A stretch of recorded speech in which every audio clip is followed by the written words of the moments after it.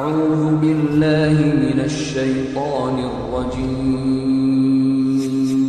بسم الله الرحمن الرحيم নামাজের সম্পর্কে নারীদের বেশ কিছু মাসলা মাসাইল রয়েছে যেগুলি নারীদের সাথে খাস। তার মধ্যে একটি বিষয় হচ্ছে যে মহিলাদের আজান ও ইকামত, এই বিষয়টি সম্পর্কে ফুকাহে কেরামদের বড় ইখতিলাফ রয়েছে। তবে প্রসিদ্ধ দুটি মত।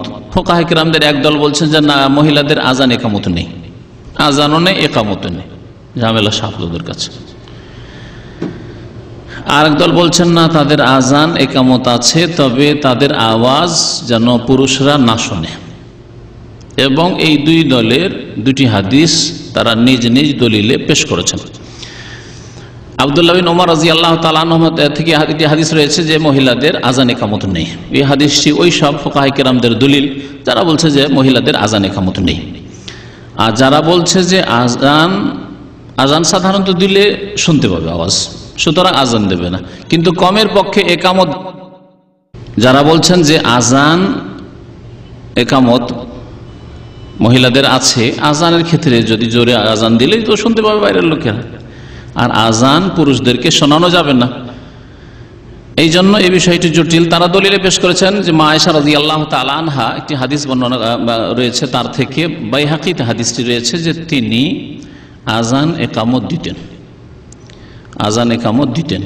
এই হাদিসটি ওই সব আইম্মায়ে কেরামদের দলিল যারা বলছে যে আজান একামত দিতে পারে, তবে আজানের ক্ষেত্রে মনে রাখবেন দিলেও আজানের আওয়াজ যাতে করে বাইরে অপর পুরুষের কান পর্যন্ত না যায়, তারা শুনতে না পায়।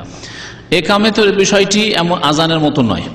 এই জন্য শেষ এত লম্বা কথা না বলে আজান একামত সম্পর্কে আল্লামা ইবনে উসাইমিন রাহমাতুল্লাহি আলাইহি খুব সুন্দর এই ক্ষেত্রে ফয়সালা দিয়েছেন। তিনি বলছেন যে আজানের কথা যদি নাও বলি তো কমপক্ষে মহিলারা একামত দিতে পারে, একামত দিলে কোনো অসুবিধা নেই। একামত আজানের দিলে, আজান না দিয়ে মহিলারা যদি তাদের নামাজের একামত দেয় তো কোনো অসুবিধা নেই। আর এতে হবে কি যে দুই রকমের যে হাদিসগুলি রয়েছে সেগুলির সমন্বয় হয়ে যাবে, আমল হয়ে যাবে। ইমাম আহমদ বিন হাম্বল রহমতুল্লাহ আলাইহি থেকে বেশ কয়েকটি মত এই ক্ষেত্রে বর্ণিত রয়েছে, হাদিস বিভিন্ন হওয়ার কারণে। তার মধ্যে শেষ উক্তি তার হচ্ছে যে মহিলারা আজান দেবে না একামত দেবে। তাহলে মহিলাদের একামত দিয়ে নামাজ পড়াই হচ্ছে মুস্তাহাব বলা যেতে পারে। বাকি এই মাসলা ইখতিলাফ রয়েছে, যদি কোনো মহিলা আজান একামত না দেয় কোনো অসুবিধা নেবে না, একামতে নামাজ পড়ে।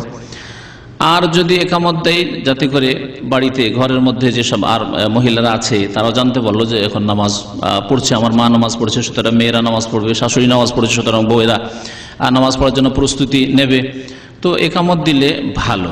আল্লাহু আলাম।